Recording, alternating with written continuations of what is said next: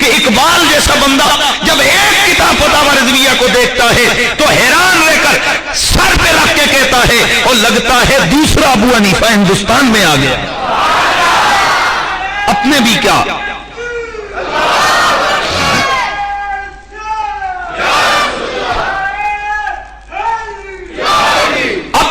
بیگانے بھی کہتے ہیں کہ علم کی دنیا میں احمد رضا کا کوئی ثانی نہیں ہے.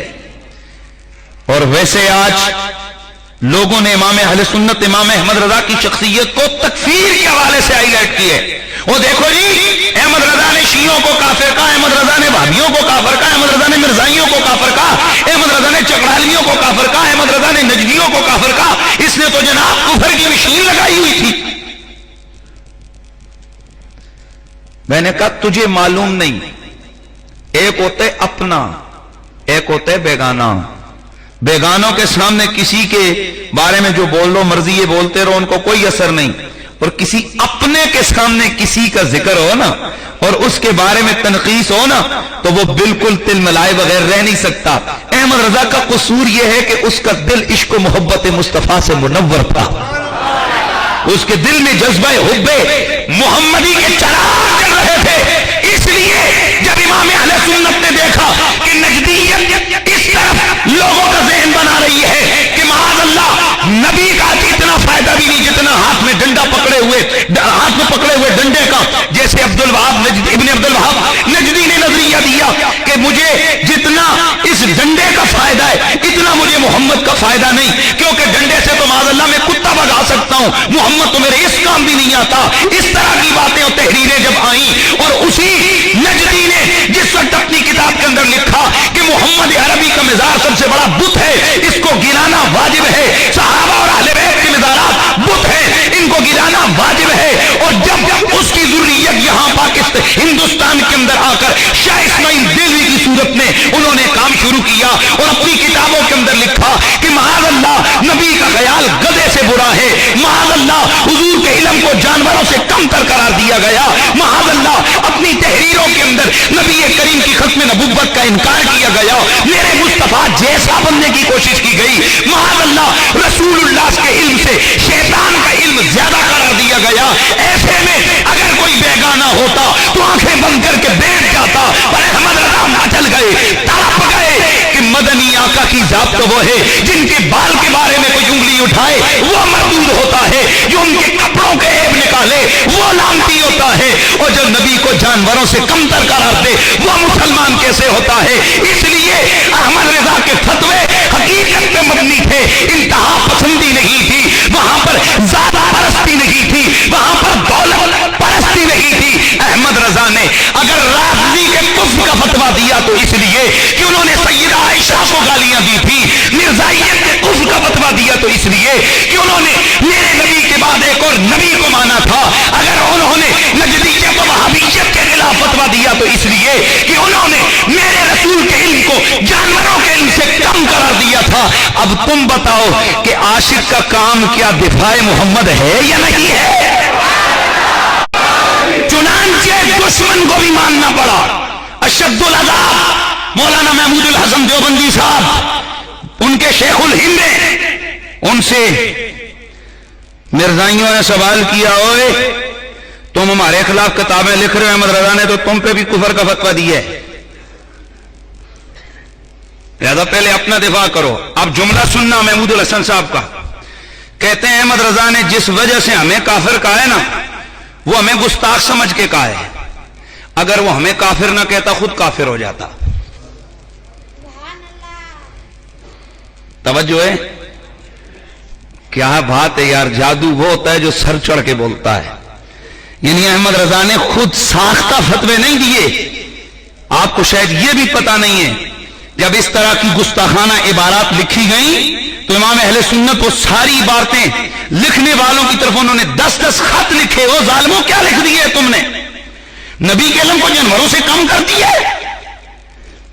اوے حضور اکرم فخر دو عالم کے میلاد کو تم نے جنم بھومی قرار دیا ہندوؤں کی, اور تم نے کیا کہا ہے کہ اردو محمد عربی نے آ کر دیوبند میں سیکھی ہے. یہ اس طرح کی باتیں کیوں کی ہیں, تم نے اس کا جواب دو. جب آگے سے کچھ جواب نہ ملا तो आपने खुद फतवा नहीं लगाया, आप चले गए हरमैन। उस वक्त हरमैन 33 मुफ्तियों ने और हिंदुस्तान भर के 268 मुफ्तियों ने फतवा दिया कि इस तरह की बातें लिखने वाला दायरे इस्लाम से खारिज है।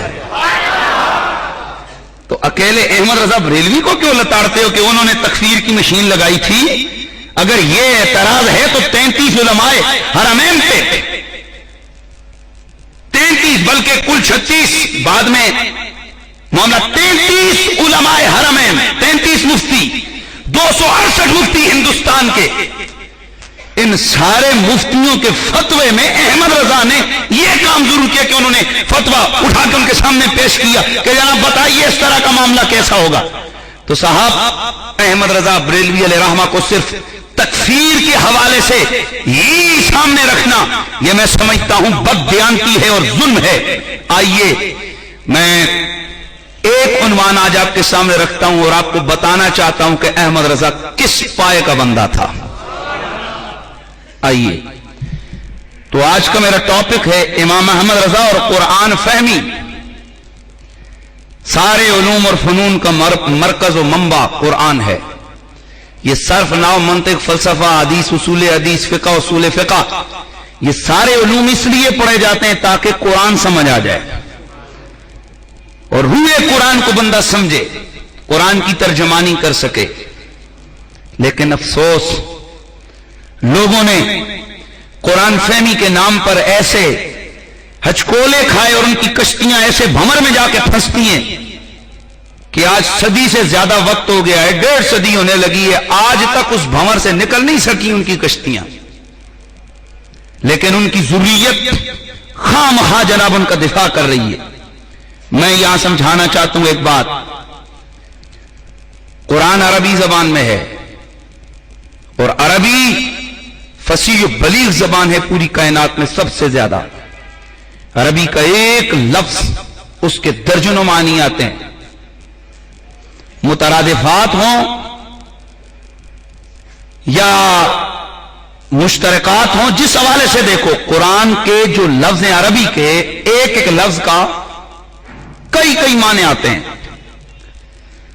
अब जब कुरान का माना बंदा बयान करता है ना, तो उसके लिए लाजिम होता है कि मैं यहां पर लफ्ज का वो माना बयान करूं जो अल्लाह, रसूल, फरिश्तों, नबियों, वलियों की शान के लायक है, जो कुरान के मफाहिम और मतालिब की रहनुमाई कर रहा है, वो लफ्ज इस्तेमाल करना। ये नहीं जो मुंह में आया बंदे ने कर दिया। मसलन इंग्लिश में डियर का क्या माना है? प्यारा। और क्या माना है? बोलो ना, ए हुण तुसीं अंग्रेजियां पढ़ने वाले लोग हो। हिरन, चलो जी 2 ही माने लेते। मेरे पास डियर आया था, मैंने उसके आगे घास डाली, तो अब एक आदमी ऐसा है जिसको डियर का यही मतलब पता है, प्यारा। वो कहते हैं देखो जी ये कैसा अजीब बंदे अपने दोस्तों के आगे घास डालता है। नहीं समझ आई आपको समझ नहीं आई भाई। जिसको सिर्फ डियर का एक ही माना पता है, कौन सा वाला? प्यारा। तो उसने तो माना यही करना है कि प्यारे इधर आओ तुम्हारे आगे घास डालूं। समझ आइए? बताओ यार, ये उस कहने वाले के कलाम की नुमाइंदगी है। हालांकि उसने तो डियर लफ्ज जरूर बोला, लेकिन उसकी मुराद हिरन थी, क्योंकि यहां अक्ल हो तो पता चल जाता है कि यहां घास बंदों के आगे, दोस्तों के आगे नहीं डाली जाती, हिरन के आगे डाली जाती। ये मैं आपको एक मिसाल दे रहा था। इसी तरह कुरान मजीद में अरेबिक यूज है, अरेबिक वर्ड्स हैं, अरबी के जुमले हैं, अरबी के लफ्ज हैं, तो एक एक लफ्ज के कई माने होते हैं। यहां कुरान फहमी का पता चलता है कि उस अरबी को उर्दू में ढालने वाला, उसका दिमाग कितना वसी है, उसको उन लफ्जों के कितने माने आते हैं, उसका जहन कहां तक कुरान की तर्जमानी करने के लिए वसी है। यहां आकर अगर हम अहमद रजा बरेलवी के उलूम का हम अगर उनका जो है ना देखते हैं, उसको नजर डालते हैं उस पे, तो रब्बे काबा की कसम इल्म की दुनिया का एक समुंदर बहता हुआ नजर आता है इमाम अहमद रजा। और ये मैंने वैसे दावा नहीं किया, आपके सामने इस दावे पर दलाइल के तौर पर मैं चंद चीजें आपके सामने रख रहा हूं कि अहमद रजा बरेलवी को कुरान कितना आता था। اور یہ اتنا سادہ سا میرا عنوان ہے کہ میری کیسٹ آپ رکھ کے گھر میں بیٹھ کے میری باتوں کو چیک بھی کر سکتے ہیں، اور یہ کوئی ایسا مہنگا سودا ہے نہیں کہ جو کسی کو کہیں سے میسر نہ آئے۔ آپ کے گھروں میں قرآن مجید کے کئی تراجم پڑے ہوئے ہیں، اور اگر اور کوئی نہ بھی ہو تو جو سعودیہ سے مفت قرآن کا ترجمہ ملتا ہے، جو بڑے شوق سے جناب حاجی صاحبان آپ لے کے آتے ہیں اور خود بھی اس کو گھر میں رکھتے ہیں، بچوں کو بھی پڑھاتے ہیں، اور جناب آپ اپنے رشتہ داروں کو بھی گفٹ پیش کرتے ہیں بڑا اوپر کاغذ چڑھا کے۔ آؤ ذرا میں دکھاتا ہوں کہ یہ اتنی سعودیہ کی حکومت کتنی ہمدرد آ گئی ہماری کہ 500 1,000 روپے کا نسخہ آتے ہوئے لاکھوں لوگوں کو وہ مفت میں دیتے ہیں۔ ہمارے لوگ کہتے ہیں سعودیہ والے اگر وہ اتنے ہمارے ہمدرد ہوتے ہیں نا تو آتے ہوئے ہمارے بچوں کے لیے ہمیں ٹافیاں خرید کے دیتے ہیں، ہمارے اور کوئی چیز دیتے ہیں۔ شاید آپ کو پتہ نہیں ہے کہ اس کے اندر حکمت کیا ہے۔ دراصل وہ جو ترجمہ اور تفسیر آتے ہوئے آپ لوگوں کو دیتے ہیں، اس میں معاذ اللہ عقائد اہل سنت کی دھجیاں اڑائی گئی ہیں۔ اس تفسیر کے اندر قرآن کے مفاہیم اور مطالب کا مذاق اڑایا گیا ہے، نبی اکرم اور اللہ کے نبیوں اور ولیوں کی توہین کی گئی ہے۔ اور میں دلائل دوں گا، گھر میں جا کے چیک کرنا، اگر نہ ملے تو میرا گریبان پکڑ لینا، اور اگر میسر آئے تو پھر اتنا خیال کرنا کہ کم از کم بندہ مفت کی زیر ملے تو اس کو حلق سے نیچے نہیں اتارا کرتا۔ اگر کوئی کہے خیر یار 1000 روپے کی زیر ہے کھا لے، 1000 روپے آخر وہ کہے گا 1000 روپے کی زیر ہے، میری جان کی قیمت تو لگا، تیرا تجھے 1000 روپے اچھا لگتا ہے، میری جان کا پتہ نہیں ہے یہ کتنی قیمتی ہے۔ اور اگر جان قیمتی ہے تو ایک مومن آدمی کو جان سے زیادہ اپنا ایمان قیمتی ہوتا ہے۔ وہ یہ نہیں دیکھتا کہ یہ مجھے مفت کا ملا ہے، یہ قیمت کا ملا ہے، وہ تو اپنے ایمان کی حفاظت کرتا ہے۔ آئیے سب سے پہلے ہم بسم اللہ الرحمن الرحیم کی طرف آتے ہیں۔ بسم اللہ الرحمن الرحیم۔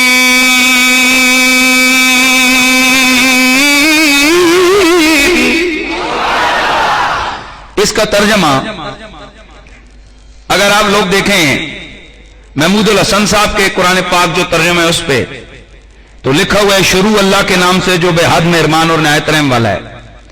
شاہ عبد القادر کا ترجمہ دیکھیں تو لکھا ہوگا شروع اللہ نہایت رحم کرنے والے بار بار رحم والے کے نام سے۔ اور اسی طرح تھانوی صاحب کا ترجمہ شروع کرتا ہوں اللہ کے نام سے جو بڑے مہربان اور نہایت رحم والے ہیں۔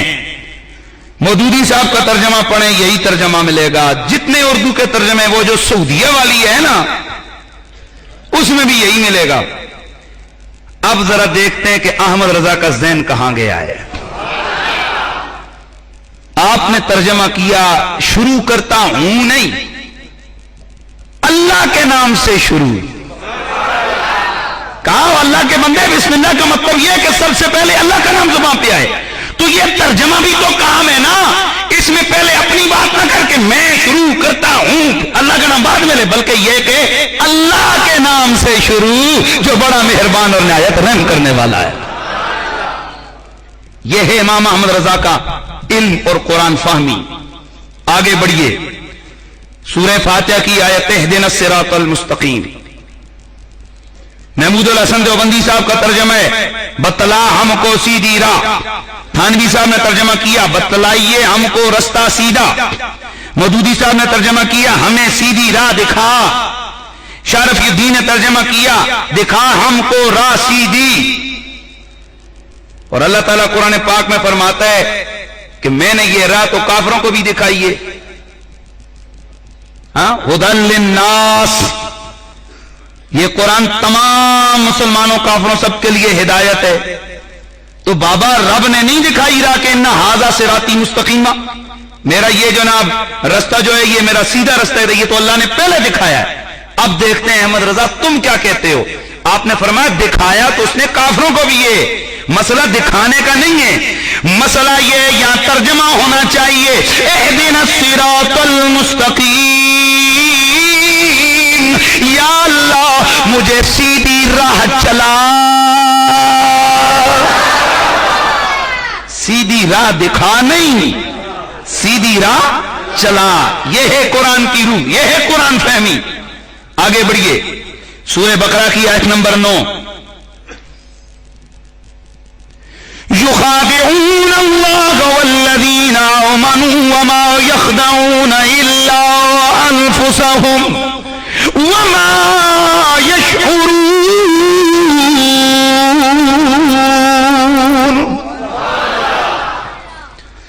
तर्जमा किया मौलाना थानवी साहब ने, चालबाजी करते हैं ये अल्लाह से और इन लोगों से जो ईमान ला चुके, ये मुनाफिकों के बारे में ना आयत कि ये चालबाजी करते हैं अल्लाह से और ईमान वालों से। अच्छा जी, शरफुद्दीन ने तर्जमा किया, फरेब देते हैं अल्लाह को और ईमान वाले लोगों को। तवज्जो है। अच्छा, तीसरा तर्जमा महमूदुल हसन देवबंदी साहब का, दगाबाजी करते हैं अल्लाह से और ईमान वालों से। मौदूदी साहब का तर्जमा, और अल्लाह और ईमान लाने वालों से ये धोखाबाजी करते हैं। अब आपका ज़हन वहां नहीं पहुंचा जहां अहमद रजा का ज़हन पहुंचा था। कहते हैं ना फलाने ने उसको धोखे से मार डाला। किससे मारा?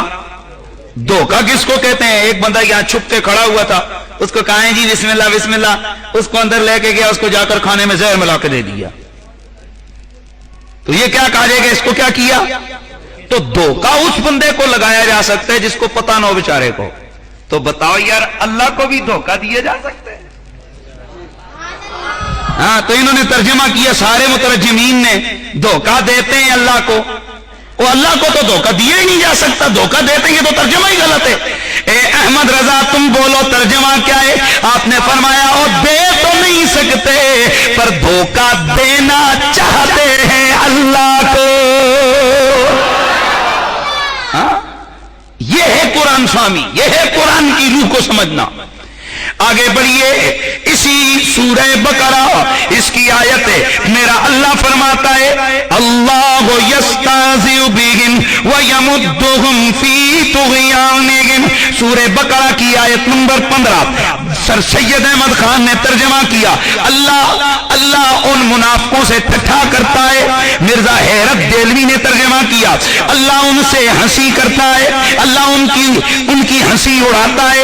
महमूदुल हसन देवबंदी ने तर्जमा किया, अल्लाह उनसे हंसी करता है। वहीदुज़्ज़मान वहाबी साहब का तर्जमा यह है, अल्लाह उनसे दिल लगी करता है।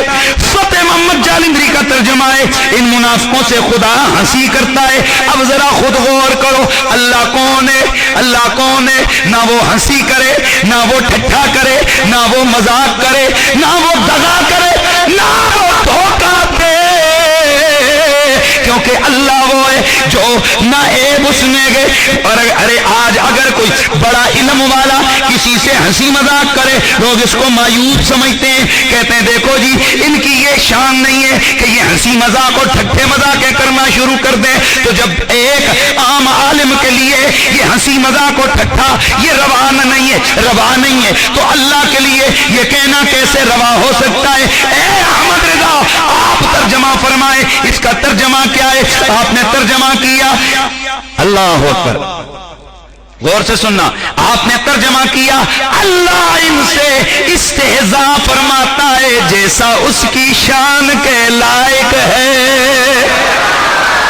वो ठट्ठे मजाक नहीं करता, वो जैसे उसकी शान के लायक वो उनसे क्या करता है? इस्तेहजा फरमाता है। तर्जमा वो नहीं किया कि जिसमें उलूहियत के मकाम और तकदीस का नक्श लाज़म आए। अल्लाह अकबर। आगे बढ़िए, सूरह, बड़ी आम बात मैं आपको बताने लगा हूं, सूरह ताहा आयत नंबर 121, 121। आप हैरान होंगे, वासा आदम रब्बहु फगवा, ये सूरह ताहा आयत नंबर 121। गौर नाल सुने हो, इसमें वो जो सूदिया वाली तफसीर है ना, जो आपको मुफ्त की मिलती है, बिस्मिल्लाह, उसका तर्जमा है, आदम ने अपने रब की नाफरमानी की, पस वो बहक गया। ये तर्जमा किए किसने? मोहम्मद जूनागढ़ी ने। वो जो सऊदिया वाली आपको मिलती है माशाल्लाह मुफ्त वाली, क्या लिखा? आदम ने नाफरमानी की, पस वो बहक गया। आदम ने नाफरमानी की, वो बहक गया। आए हाय। आशिक इलाही देवबंदी साहब ने तर्जमा किया, आदम ने नाफरमानी की, अपने रब की, पस गुमराह हुआ।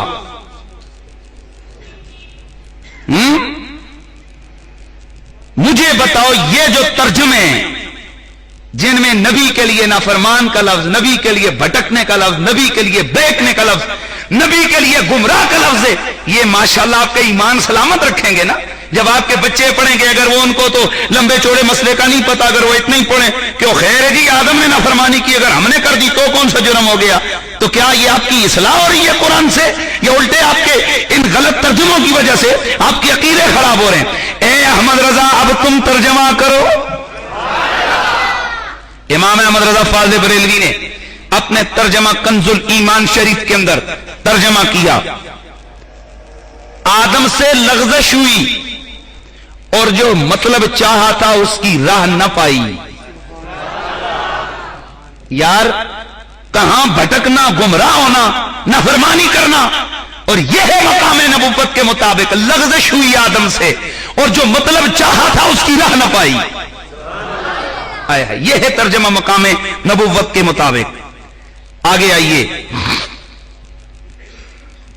قرآن مجید کے اندر سورہ، بڑا اہم حوالہ ہے، اس کو ذہن میں رکھنا، سورہ آل عمران آیت نمبر 54، مکروا ومکر اللہ واللہ خیر الماکرین. محمود الحسن دیوبندی صاحب نے ترجمہ کیا، اور مکر کیا ان کافروں نے اور مکر کیا اللہ نے، اور اللہ کا مکر سب سے بہتر ہے. شاہ عبد القادر نے ترجمہ کیا، فریب کیا ان کافروں نے اور فریب کیا اللہ نے، اور اللہ کا داؤ سب سے بہتر ہے. شارف الدین نے ترجمہ کیا، اور مکر کیا انہوں نے یعنی کافروں نے، اور مکر کیا اللہ نے، اور اللہ بہتر مکر کرنے والا ہے. اور گال سنو کو کڑی مکر کرے تو سیانے مکری ہو گئی ہے. اے کوئی طالب علم مکر کرے کہتے ہیں بڑا مکر ہے، طنز کرتے ہیں کہتے ہیں مکرا نہ بنا کر ہیں. یار حیرت کی بات ہے، ایسا لفظ خدا کے لیے. اگر کوئی ہندو جسے عربی کا پتہ نہیں یہی شاہ عبد القادر کا ترجمہ اٹھا کر آپ کے سامنے ٹکرا جائے، وہ آپ کو کہے یا تم فریبی خدا کا کلمہ پڑھتے ہو، وہ آپ سے اتنا کہے کہ تمہارا خدا تو فریبی ہے. بھائی مجھے کچھ نہیں کہنا، دیکھ تیرے قرآن نے لکھا ہوا ہے. اب یہ قرآن نے نہیں لکھا، یہ اس مولوی کے غلط ترجمہ نے یہ معنی لیا ہے. اللہ نہ فریب کرتا ہے، اللہ نہ مکر کرتا ہے. اے احمد رضا تم ترجمہ کرو. امام اہل سنت امام احمد رضا نے ترجمہ کیا رحمہ اللہ تعالی، آپ نے ترجمہ کیا مکروا ومکر اللہ، ان کافروں نے مکر کیا اور اللہ نے ان کے ہلاکت کی خفیہ تدبیر فرمائی ہے، اور اللہ بہتر تدبیر فرمانے والا ہے. یہ ترجمہ ہے. اللہ اکبر.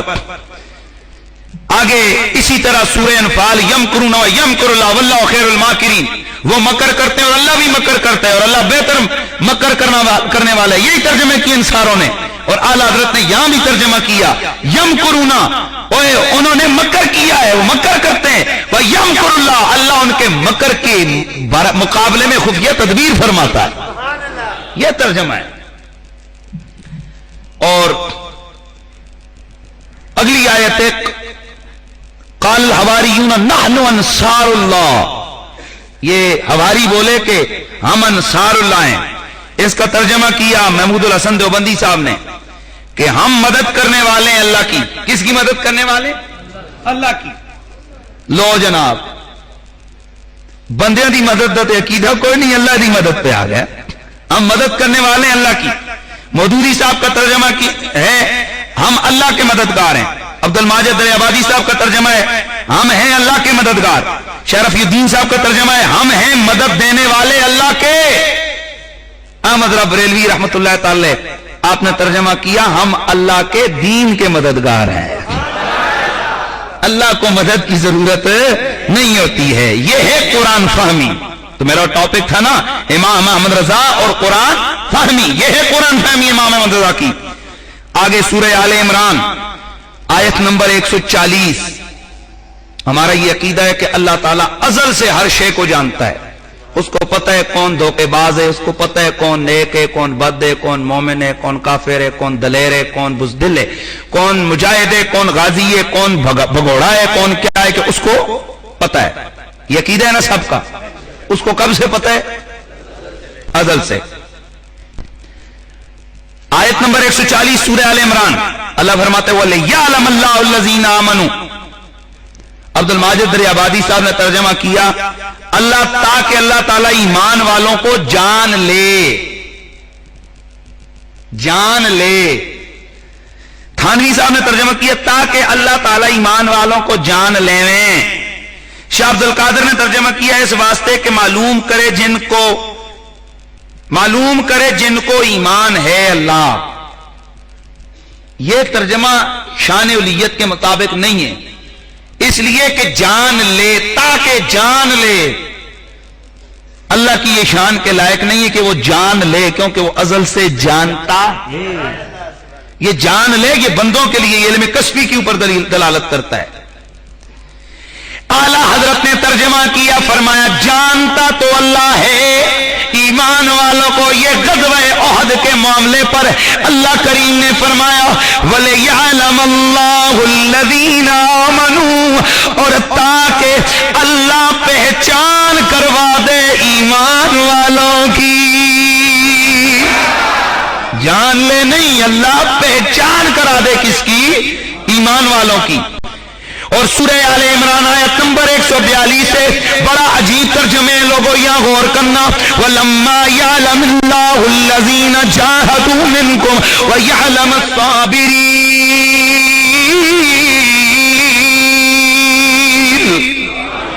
عبد الماجد دریابادی صاحب نے ترجمہ کیا ابھی اللہ نے تو تم میں سے ان لوگوں کو جانا ہی نہیں ہے جنہوں نے جہاد کی، اور صبر کرنے والوں کو بھی نہیں جانا۔ غور ہے آپ، اللہ نے تم میں سے مجاہدوں کو تو ابھی جانا ہی نہیں ہے۔ فتح محمد جلندری صاحب نے ترجمہ کیا حالانکہ ابھی خدا نے تم میں سے جہاد کرنے والوں کو تو اچھی طرح معلوم نہیں کیا، اور یہ بھی مقصود ہے کہ وہ ثابت قدم رہنے والوں کو معلوم کرے۔ شاہ عبد القادر نے ترجمہ کیا اور ابھی معلوم نہیں کیے اللہ نے جو لڑنے والے تم میں، اور معلوم کرے ثابت رہنے والے۔ یار کیا معاذ اللہ، اللہ نے اللہ کو معلوم ہی نہیں ہے کہ کون مجاہد ہیں اور کون جناب صبر والے۔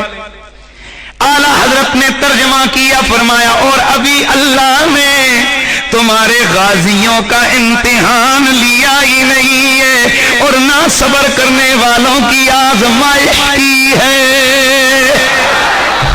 یہ ترجمہ کہاں یہ کہ اللہ جان لے، ابھی جانا ہی نہیں ہے معاذ اللہ، سنو معاذ اللہ، کیا اللہ نے ابھی تک نہیں جانا ہوا کہ جنگ احد میں صبر والے کون ہیں، غازی کون ہیں، مجاہد کون ہیں، کون لڑنے والے، کون بھاگنے والے، کیا اللہ کو پتہ نہیں ہے؟ تو پھر یہ ترجمہ کرنا، آپ بتاؤ ایمان والوں ذرا سوچو کہ کیا یہ ترجمہ مناسب بنتا تھا؟ اللہ اکبر۔ اور آگے ترجمہ ہے فَلَا تَكُونَنَّ مِنَ الْمُمْتَرِينَ، سورہ انعام آیت نمبر 114 ہے۔ اس کا ترجمہ کیا رفیع الدین فتح محمد جلندری صاحب نے کہ تم ہرگز اے نبی شک کرنے والوں میں سے نہ ہونا۔ کس نے ترجمہ کیا؟ فتح محمد نے۔ کیا اے نبی تم ہرگز شک والوں میں سے۔ محمود الحسن صاحب نے ترجمہ کیا تم مت ہونا شک کرنے والوں میں سے۔ اشعری تھانوی صاحب نے ترجمہ کیا آپ شبہ کرنے والوں میں سے نہ ہونا۔ شاہ رفیع الدین صاحب نے ترجمہ کیا پس مت ہو شک لانے والوں سے۔ اب یہاں پر انہوں نے ڈائریکٹ مخاطب بنایا کس کو؟ رسول اللہ کو، کہ نبی تو شک کرنے والوں میں سے نہ ہونا۔ اور یار نبی بھی شک کا نمائندہ ہے۔ امام احمد رضا فاضل بریلوی نے ترجمہ کیا اے سننے والے تو ہرگز شک کرنے والوں میں سے نہ ہونا۔ نبی مخاطب نہیں ہے یہاں، ہم تم قرآن سننے والے ہم مخاطب ہیں اس قرآن کے کہ تم شک میں سے نہ ہونا، کیونکہ نبی کو جو نبوت ملتی ہے وہ مقام شک سے بالا تر ہو کر مقام یقین پہ فائز ہونے کے بعد اللہ اسے نبوت عطا فرماتا ہے۔ تو جب مقام نبوت مانا اور نبی مان لیا تو ماننا پڑے گا جو اللہ کا نبی ہے وہ مقام شک پہ نہیں ہوتا، وہ مقام یقین پر فائز ہوتا ہے۔ اور مقام یقین والوں کو یہ کہنا کہ تو شک کرنے والوں میں سے نہ ہونا یہ روح قرآنی کے خلاف ہے۔ لیکن احمد رضا نے ترجمہ کر کے بتایا کہ قرآن اس طرح سمجھا جاتا ہے۔ اللہ اکبر۔ آگے بڑھیے سورہ توبہ کی آیت نمبر 79، بڑی عجیب، یہاں بھی عجیب سا معاملہ ہے۔ فَيَسْخَرُونَ مِنْهُمْ سَخِرَ اللَّهُ مِنْهُمْ، اللہ تعالیٰ قرآن مجید میں بیان فرماتا ہے نا کہ قیامت والے دن جب یہ جو کافر وغیرہ لوگ ہیں جو ہوتا یہ تھا کہ جو مسلمان غریب مومنین جب جاتے تھے تو مذاق کرتے تھے، وہ جو کافر لوگ ہیں ان کو دیکھ کر ان کے لیے کوئی چیز لاتے، پھر مذاق کرتے، کہتے اے کنگلے یہ کگلے باغ، تو مذاق کرتے۔ اللہ کہتا ہے فَيَسْخِرُونَ مِنْهُمْ سَخِرَ اللَّهُ مِنْهُمْ، یہ کافر ان سے تمسخر کرتے ہیں، مذاق کرتے ہیں، ٹھٹا کرتے ہیں ان سے، اور اللہ، میں ترجمہ بھی نہیں کر رہا، سخر اللہ منہم، اس کا ترجمہ دیکھیں کیا کیے ان لوگوں نے۔ عبد الماجد عبادی صاحب نے ترجمہ کیا ان سے تمسخر کرتے ہیں، اللہ ان سے تمسخر کر رہے گا۔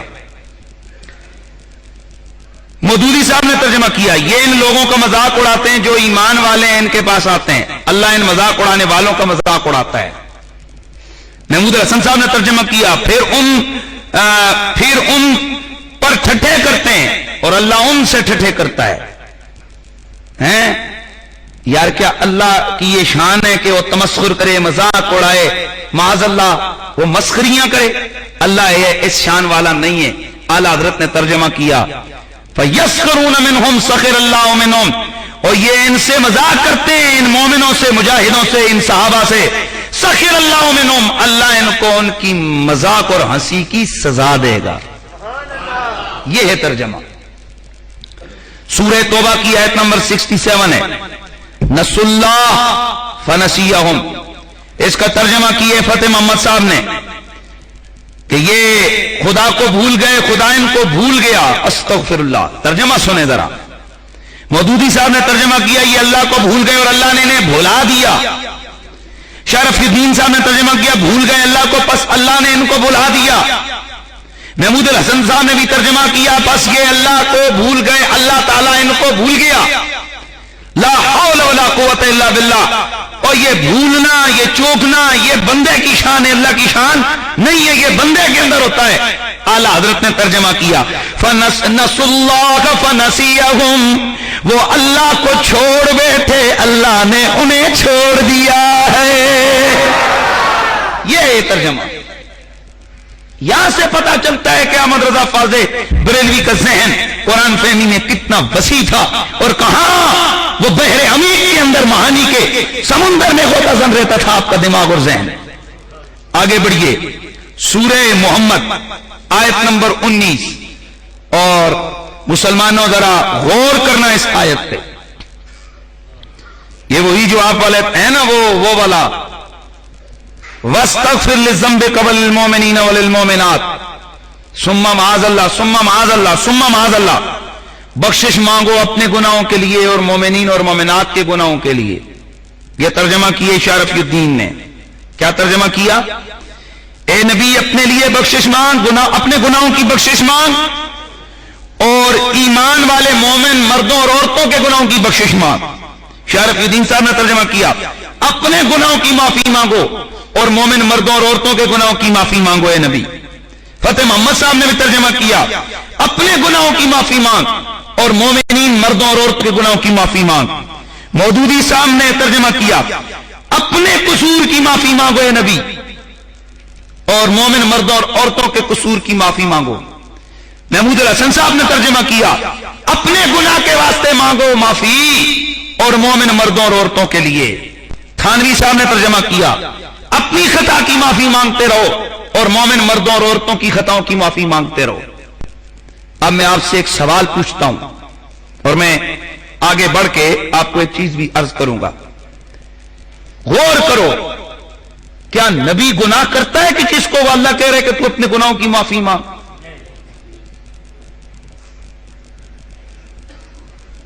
امام احمد رضا فاضل بریلوی نے کہا ظالموں، اور تمہیں قرآن کا فہم نہیں آتا تو قلم اٹھانے کی ضرورت کیا ہے، ترجمے کرنے کی ضرورت کیا ہے؟ آپ نے ترجمہ کیا وَاسْتَغْفِرْ لِذَنبِكَ وَلِلْمُؤْمِنِينَ وَلِلْمُؤْمِنَاتِ، او لوگو یاد رکھو، اور نبی گناہ نہیں کرتا، نہ صغیرہ نہ کبیرہ، نہ چھوٹا نہ بڑا۔ وجہ کیونکہ نبی کا ہر فعل ہمارے لیے سنت، تو اگر نبی گناہ کرے تو پھر اس کا گناہ بھی تو ہمارے لیے سنت ہوگی نا، پھر تو ہمیں بھی معاذ اللہ ثم معاذ اللہ۔ یہ کہاں تک چلا جائے گا یہ معاملہ؟ نبی گناہ نہیں کرتا، اس آیت کا ترجمہ کیا ہے؟ آپ نے ترجمہ کیا اے میرے محبوب اپنے خاصوں اور عام مسلمان مردوں اور عورتوں کے گناہوں کی معافی مانگو. اپنے گناہوں کی نہیں، اپنے خاصوں اور عام مومن مردوں اور عورتوں کے گناہوں کی معافی مانگو. یہ ہے ترجمہ، یہ ہے ترجمہ اور یہ ہے قرآن فہمی. اور یہ آیت نمبر کون سی تھی میرا سننے والا؟ یہ آیت کا نمبر یاد رکھے، آیت نمبر 19 سورہ محمد، پارہ نمبر 26 سورہ محمد آیت نمبر 19، جس میں نبی کو گناہگار لکھا گیا. اور پھر آیت 2 سورہ فتح 26واں پارہ، لِيَغْفِرَ لَكَ اللَّهُ مَا تَقَدَّمَ مِن ذَنبِكَ وَمَا تَأَخَّرَ.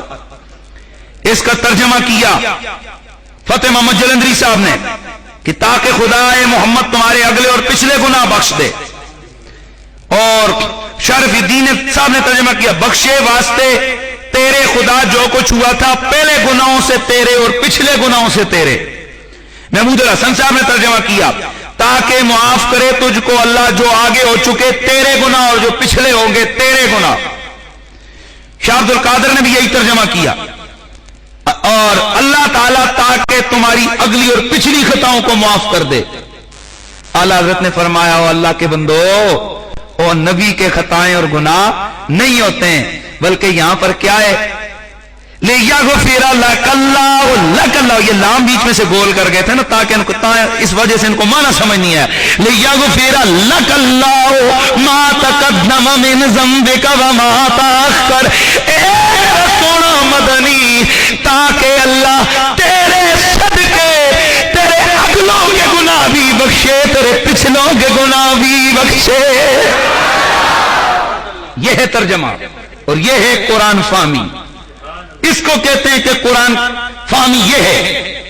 اب یہاں پر میں آپ کو ایک چھوٹا سا حقیقت پر مبنی ایک واقعہ سناتا ہوں. یہ 1.5 سال ہوئے یا غالباً سوا سال ہوئے. یہاں ایک آپ بہت سارے دوستوں کو پتہ ہی ہے کہ 5-6 عیسائیوں نے میرے ہاتھ پہ اسلام قبول کیا. اخبار میں خبر چھپی اور اسلام آباد کے نام نہیں لیتا ہے کہ اخبار کا ایک سب ایڈیٹر ہے، وہ عیسائی لڑکا تھا، بڑا اس کا مطالعہ تھا تقابل کا. وہ میرے پاس آ گیا. پہلے اس نے ٹائم لیا جی کہ میں آپ سے کچھ معلومات لینا چاہتا ہوں، آپ ذرا مجھے ٹائم دیں. میں نے کہا بسم اللہ آ جاؤ. ہم لوگ بیٹھ گئے، اندر لائبریری میں بیٹھا، میرے ساتھ اور 2-4-5 لوگ بھی بیٹھے تھے. اب اس لڑکے نے قرآن پاک ایسے اس نے نظر ڈالی تو یہی والے جو ہے نا ترجمے، چونکہ میرے پاس سارے ترجمے تو پڑھے، اس نے ایک ترجمہ نیچے اٹھا کر اس کو ہاتھ میں ایسے پکڑ کے رکھا اور کہنے لگا جی مولانا صاحب بات یہ، ذرا مجھے ایک بات کا جواب دیں. میں نے کہا جی بسم اللہ بولیں.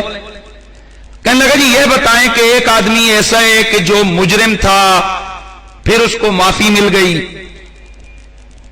اور ایک آدمی ایسا ہے جس نے کبھی کوئی جرم کبھی کوئی گناہ کیا ہی نہیں، ان دونوں میں سے بتائیں کون افضل ہے. میں نے کہا یار ظاہر ہے جس نے کبھی گناہ کیا ہی نہیں وہ افضل ہے. کہنے لگا وہ افضل ہے. میں نے کہا ہاں بالکل افضل ہے. کہنے لگا تو پھر آپ مسلمان کیوں ہیں، آپ عیسائی ہوں. میں نے کہا تیرا دماغ ٹھیک ہے کیا کہہ رہا ہے؟ کہنے لگا جناب آپ پہلے یہ بتاؤ کہ عیسیٰ علیہ السلام کا آپ کی نظر میں کیا مقام ہے؟ میں نے کہا روح اللہ، کلمت اللہ، اللہ کے پیغمبر، اللہ کے رسول. کہا ان سے کبھی لائف میں کوئی گناہ سنا؟ میں نے کہا استغفر اللہ، کبھی نہیں ہوا. کہنے لگا نہیں ہوا نا؟ میں نے کہا نہیں ہوا یار، نبی سے گناہ نہیں ہوتا. کہنے لگا مولانا پھر آپ کے نبی سے تو گناہ ہوئے، اللہ نے ان گناہوں کو بخشا ہے، اور ہمارے نبی سے تو آپ کا قرآن بھی کہتا ہے گناہ نہیں ہوئے، تو پھر آپ ہمارے نبی کا کلمہ پڑھیں، عیسیٰ کو آپ مانیں، محمد کو. میں نے کہا ظالم چپ کر، کیسے نبی نے گناہ کیے؟ کہا صاحب مجھے نہ کہیں، آپ کے قرآن میں لکھا ہوا ہے. میں نے کہا تیرا دماغ ٹھیک ہے؟ قرآن میں کدھر لکھا ہوا ہے کہ جناب نبی نے گناہ کیے؟ اس نے نکالا ترجمہ یہی جو ابھی میں نے پڑھے ترجمے. کہنے لگا یہ کیا لکھا ہوا ہے؟ اے نبی تاکہ اگلے گناہ بھی تیرے اللہ بخشے اور پچھلے بھی بخشے. اور دیکھو سورہ محمد میں لکھا ہے کہ اے نبی اللہ نے تو اپنے گناہوں کی بخشش مانگ، اور گناہ تھے تو اللہ بخشش منگوا رہا ہے نا. اور اللہ نے جو بخشے گناہ تھے تو بخشے نا، اس کا مطلب تو یہ ہوا کہ معاذ اللہ، اس کا مطلب تو یہ ہوا کہ معاذ اللہ، یہ اس کی بات کا میں معاذ اللہ کروں کہ محمد صلی اللہ علیہ وسلم کے گناہ ہوئے اور ہمارے نبی کے تو گناہ ہوئے ہی نہیں ہیں، تو پھر اس کا مطلب ہے کہ ہمارا نبی افضل ہے نا، پھر آپ اس کا کلمہ پڑھیں۔ اللہ اکبر۔ مسلمانوں، اب میں تمہیں کہتا ہوں، جاؤ یہ سعودیہ والی تفسیر پاس رکھو، اشرف علی تھانوی کا ترجمہ پاس رکھو، یہ باقی دیوبندیوں اور وہابیوں کے ترجمے پاس رکھو، اور تم میں سے جو بڑے سے بڑا اسکالر ہے وہ اس طرح کے یہودی اور عیسائی کا جواب دے دے، میں اس کی ٹانگوں کے نیچے سے گزروں گا۔ لیکن اب ذرا سنو، میں نے اس کو نیچے بٹھایا، میں نے کہا بیٹا بیٹھ، ابھی شاید تجھے پتا نہیں، قرآن اردو میں نہیں، قرآن عربی میں ہے، اور عربی کے اندر کہیں بھی نہیں ہے کہ اللہ نے معاذ اللہ ہمارے نبی کے گناہ ہیں اور اللہ نے وہ بخشے۔ کہا نہیں مولانا صاحب، یہ آپ کے سعودیہ سے جو تفسیر آتی ہے اس میں بھی لکھا ہے، جو آپ کے حاجیوں کو ملتی ہے اس میں بھی لکھا ہے، آپ جان نہیں چھڑا سکتے۔ میں نے اتارا ترجمہ کنز الایمان امام احمد رضا فاضل بریلوی کا، میں نے کہا بیٹا ذرا یہ پڑھ کیا لکھا ہے، وہاں لکھا ہوا اس نے پڑھا، تاکہ تیرے صدقے تیرے اگلے گناہ بھی بخشے جائیں، تیرے صدقے تیرے اگلے امتیوں کے گناہ بھی بخشے جائے، تیرے پچھلوں کے گناہ بھی بخشے جائے۔ میں نے کہا دیکھ، جیسے تم عیسائیوں کا عقیدہ ہے کہ عیسیٰ علیہ السلام امت کی گناہوں کی بخشش کی شفاعت کا ذریعہ بنتے ہیں، اسی طرح قرآن یہ بتا رہا ہے کہ نبی کے واسطے اور وسیلے سے اللہ نبی کے اگلوں کو بھی بخشے گا، نبی کے پچھلوں کو بھی بخشے گا۔ یہ ہے معاملہ۔ اگر کہ اس نے تھوڑی لے دے کی، میں آج تک سوچتا ہوں کہ اگر کنز الایمان نہ ہوتا تو میں اس یہودی اور عیسائی کو جواب کیا دیتا۔ اس لیے احمد رضا کی قرآن فہمی دنیا مانتی ہے، اور میں آپ حضرات سے یہی گزارش کروں گا کہ یہ جو ترجمے ہیں قرآن پاک کے، یہ صرف میں نے چند آیتیں پیش کی ہیں، یہ سینکڑوں آیتیں جن کے ترجمے غلط ہیں، اور جس طرح ایک یہودی، اور ایک منٹ تھوڑی دیر پہلے جب میں نے مکر ہوا مکر اللہ والی آیت پڑھیے، اگر یہی ترجمہ شاہ عبد القادر کا ترجمہ اٹھا کر اگر ایک سکھ اور ہندو آپ کے سامنے آ کر باس کرے اور کہے کہ تیرا خدا فریبی ہے، اس کو کیا جواب دو گے؟ اس لیے مسلمانوں، یہ جو کہتے ہیں جی یہ آپس میں مولوی لڑتے ہیں، مولویوں کا دماغ خراب نہیں ہے کہ مولوی لڑتے ہیں، مولوی جناب پاگل نہیں ہے۔ اگر وہ کہتے ہیں نا کہ جد بولیے تو پھر بھانبڑ مچتا ہے، اگر ہم بولے تو آگ چلتی ہے، بھانبڑ مچتے ہیں پھر، اور نہ بولیں تو ایمان خراب ہوتا ہے، اللہ کے مجرم بنتے ہیں۔ لہذا جو مرضی کوئی کرتا رہے، آپ کو میرا اس منبر کا فرض تھا کہ آپ کو بتائیں۔